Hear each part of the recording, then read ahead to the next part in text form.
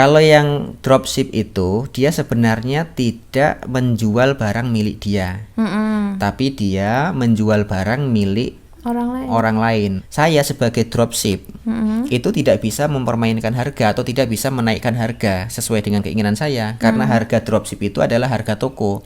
Status saya hanya menjualkan barang yang sudah disediakan oleh toko gitu. Maka nanti keuntungan saya adalah keuntungan upah. Umpamanya harga gamis ini kalau 200.000, maka nanti saya dapat fee 20% dari harga gamis umpamanya.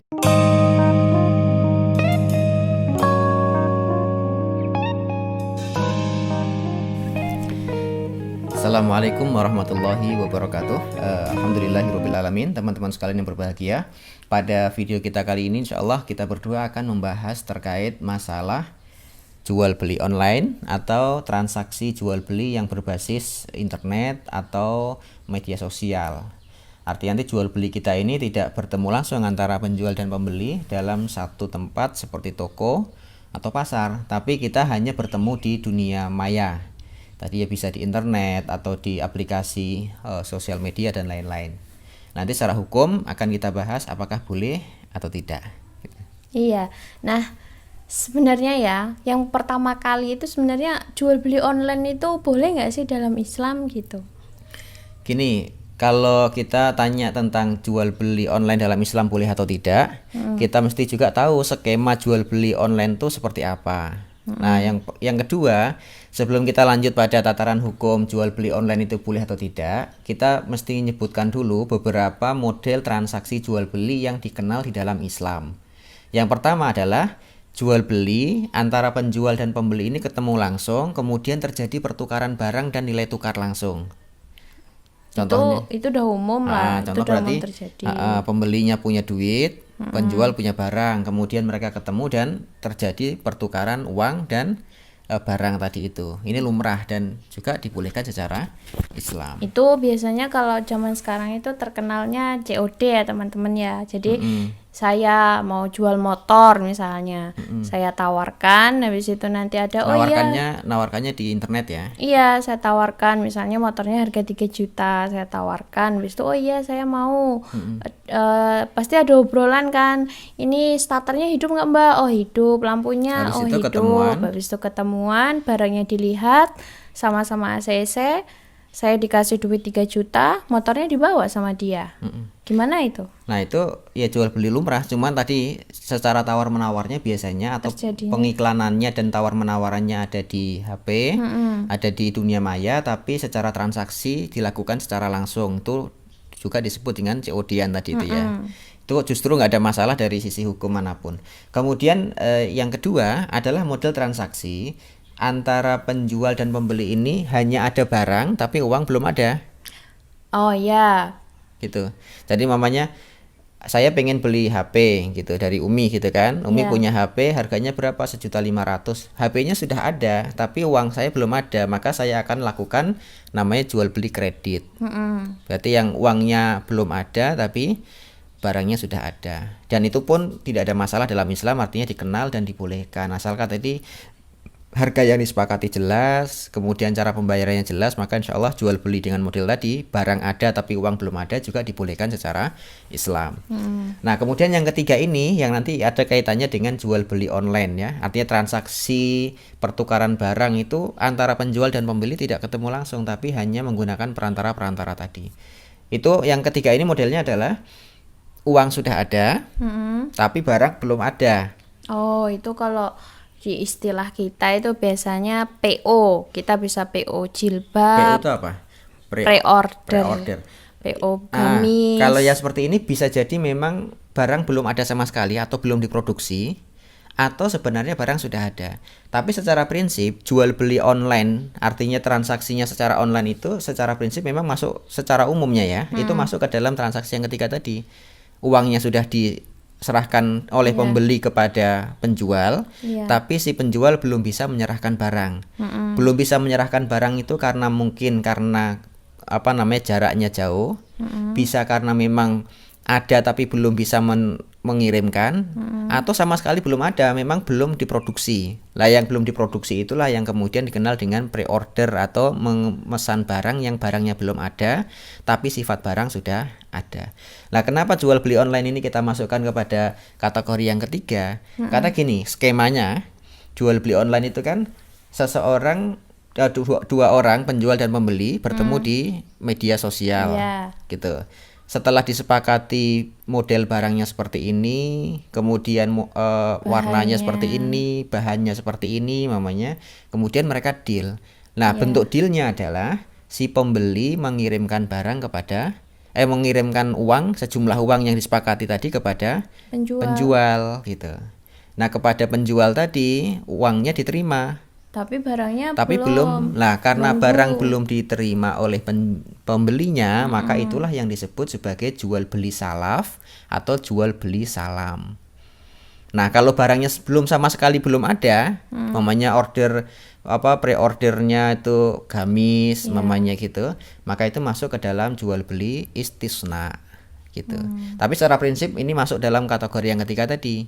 Uang sudah ada atau sudah diserah terimakan, tapi barang yang belum ada. Nah, itu uangnya DP, cuman DP apa harus cash semuanya? Misalnya saya ikut PO gamis harganya 200, tapi saya DP dulu 50, yang 150-nya nanti gitu. Apa harus saya bayar 150 semuanya langsung?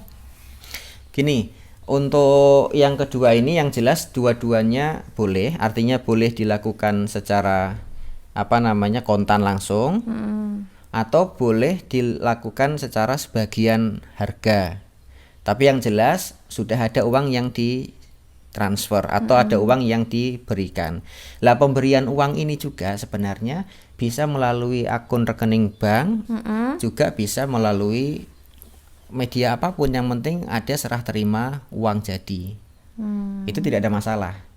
Mungkin uang itu dititipkan ke orang lain atau mungkin ditransfer lewat bank. Yang jelas transaksi tadi ini antara penjual dan pembeli tidak ketemu.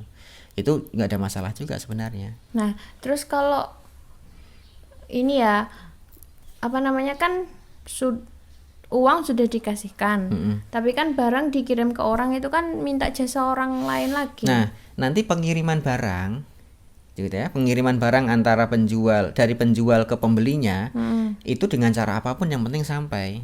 Artinya taunya si pembeli ini barang yang saya beli pada waktu tertentu yang kita sepakati harus sampai ke saya, gitu. Lah sampai ke saya itu saya sebagai pembeli itu bukan urusan saya.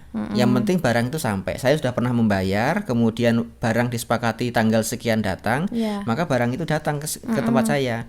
Itu tanpa harus saya mikirkan nanti lewat siapa atau dititipkan siapa, itu nggak ada. Termasuk kebolehan menggunakan jasa kurir atau jasa ekspedisi pengiriman, itu nggak ada masalah sebenarnya gitu. Artinya menjadi PR-nya penjual justru saya akan mengirimkan barang ini lewat mana. Apakah akan saya antarkan sendiri, ataukah akan saya titipkan pengiriman barang, ini adalah wewenangnya penjual. Artinya dengan cara apapun yang penting barang sampai dalam keadaan yang aman gitu. Nah, nanti di dalam transaksi online juga kita kenal dengan istilah dropship ya. Iya, sama reseller. Nah, reseller. Itu ada nggak sih dalam Islam seperti itu, dan boleh nggak sih saya jadi reseller atau saya jadi dropship barang apa gitu? Jadi gini, sebelum kita masuk antara boleh dan tidaknya dropship dengan reseller, itu setidaknya kita tahu dulu perbedaan antara kedua transaksi dropship dan antara reseller, statusnya hukumnya seperti apa. Pedagang reseller sama pedagang dropship. Betul. Kalau yang dropship itu dia sebenarnya tidak menjual barang milik dia, tapi dia menjual barang milik orang lain. Mamanya kita bilanglah toko A gitu. Toko A ini toko besar, dia pakaian atau handphone atau lainnya. Nah, karena saya ini tidak banyak modal, maka saya hanya meminta izin kepada toko tadi, meminta katalog, kemudian saya ikut mengiklankan. Nah, kemudian karena saya ikut mengiklankan, maka orang lain akan jual belinya dengan saya, kemungkinan besar bukan kepada toko tapi kepada saya. Maka status saya ini sebenarnya seperti karyawan aja. Nah, karyawan toko yang fisik itu kan yang jual beli bukan bukan yang melakukan transaksi kan bukan pemilik toko, tapi yang melakukan transaksi justru Pegawainya. karyawannya atau pegawainya gitu. Lah ini hanya bedanya dibawa ke dunia maya saja gitu. Artinya kalau saya bilang ini saya jual gamis ini harganya 200.000. Saya sebagai dropship itu tidak bisa mempermainkan harga atau tidak bisa menaikkan harga sesuai dengan keinginan saya karena harga dropship itu adalah harga toko. Iya. Status saya hanya menjualkan barang yang sudah disediakan oleh toko gitu. Maka nanti keuntungan saya adalah keuntungan upah. Iya. Umpamanya harga gamis ini kalau 200.000 maka nanti saya dapat fee 20% dari harga gamis umpamanya gitu. Maka itu keuntungan saya sebagai orang yang berstatus dropshipper gitu. Itu enggak masalah. Tidak ada masalah. Artinya saya hanya menjual ini loh bentuk barangnya, kemudian nanti kalau ada saya ambilkan dari bos saya. Tapi harganya bukan dari saya tapi harga dari bos. Nah, saya sebagai dropship itu keuntungan saya adalah Dapat fee dari setiap transaksi yang saya lakukan. Nah, di dalam Islam itu juga dikenal dengan istilah simsarah atau samsarah gitu. Orang yang hanya menjualkan tapi tidak berstatus sebagai pemilik barang. Nah, nanti pertanyaan yang kedua, boleh nggak sih sebenarnya menjual barang milik orang lain? Jelas boleh, asalkan mendapatkan izin. Maka nanti termasuk tafsiran hadis Nabi Shallallahu Alaihi Wasallam, la tabi malai saindak itu, jangan engkau jual sesuatu yang bukan milikmu, gitu. Itu termasuk menjual barang orang lain. Tapi jual beli barang orang lain yang tidak mendapatkan izin, itu yang dilarang. Tapi kalau sudah mendapatkan izin atau memang disuruh malahan, itu berarti kita menjualkan barang milik orang lain dengan seizin pemiliknya, dan itu hukumnya boleh. Nah, itu yang dimaksudkan kalau jual beli online sekarang ini namanya dropship. Iya. Gitu. Yang kedua, ada yang disebut sebagai reseller, pedagang reseller. Pedagang reseller. Pedagang reseller juga ini ada kerjasama antara pihak toko dengan kemudian saya sebagai reseller, kemudian pembeli saya atau konsumen saya. Nah, ini bedanya kalau reseller itu transaksinya itu dengan pihak toko. Contoh mamanya gini, saya bilang, Pak saya ini pedagang, tapi saya belum punya barang. Lah nanti saya ngambil barang dari sampean kalau ada orang butuh barang dengan saya. Contoh mamanya ada orang mesen handphone kepada saya. Karena saya nggak punya barangnya, maka saya hubungin toko rekanan untuk saya gitu. Lah biasanya toko rekanan ini akan memberikan barang dengan spesifikasi yang sama, kemudian dengan harga yang mungkin sedikit agak murah gitu dibandingkan harga pasaran gitu. Maka nanti ketika ada orang mesen handphone kepada saya secara online mamanya, maka saya hubungin pihak pertama yaitu pemilik handphone. Saya bilang ada yang mesen handphone sekian, apa bentuknya seperti ini, mereknya ini gitu. Maka saya melakukan transaksi dulu dengan pihak toko. Nah, karena transaksi saya sudah sah, jual beli saya dengan dia ini sudah sah dengan pihak toko sah, maka barang ini sekarang milik saya. Nah, karena ini milik saya, maka saya menjualnya kembali kepada pembeli itu dengan harga baru, itu tidak ada masalah. Karena barang ini sudah milik saya, maka saya berhak menaikkan dan menurunkan harga barang gitu. Berarti boleh jual sesuai harga pasaran, boleh di atas pasaran. Boleh, tidak ada masalah karena harga itu kan milik penjual. Artinya selama disepakati dengan pembelinya nanti dan itu deal, nggak ada masalah, maka jadilah gitu. Tapi perbedaan antara dropship dengan reseller itu prinsipnya ada pada pemilik barang atau bukan. Nah, kalau yang reseller ini memang saya sebagai pemilik barang, saya sudah mengambil barang dari toko, kemudian atas nama jual beli. Gitu. Baik itu barangnya langsung saya ambil atau tidak, yang jelas ini sudah milik saya. Ketika barang itu dikirim ke penjual, ke pembeli terakhir, maka saya sebagai penjual kedua berarti saya berhak menaikkan harga karena ini barang sudah milik saya. Itu namanya reseller, dan kedua-duanya itu nggak ada masalah. Maka kalau reseller itu sebenarnya jatuhnya kepada jual beli murabahah. Murabahah itu berarti seseorang mengambil barang dengan nilai 10.000 mamanya, kemudian menjualnya kembali dengan nilai 12.000. Lah selisih harga itu, marginnya itu dibolehkan di dalam Islam, namanya jual beli murabahah. Dia berhak menaikkan dan menurunkan harga barang sesuai dengan kemauannya dia sendiri gitu. Lah maka tadi kalau kita kembali ke umuman jual beli online tadi itu tidak ada masalah. Yang jelas barang yang dipesan itu harus jelas. Kemudian barang yang dipesan juga spesifikasinya bisa difahami secara baik. Kalau itu pakaian ya berarti model kainnya, warnanya, Ukurannya itu yang yang paling pasti. penting gitu. Ini disepakati kalau itu semuanya bisa difahami oleh penjual dan pembeli secara baik, kemudian disepakati harga, maka jual beli yang tadi kita sebutkan dari model online secara umum ya juga boleh.